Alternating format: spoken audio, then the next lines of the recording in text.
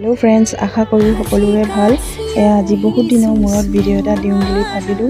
बहुत दिने হ'ল মই একো ভিডিও দিয়া নাই, কেলে কি বহুত দিন দেহা বেমাৰ পৰি থাকিলে, অলপ টানকৈ বেমাৰ হৈছিলে বাৰু। সেয়েহে দেহাক চাওঁতে কৰোঁতে মোৰ সময়বোৰ গুচি গ'ল।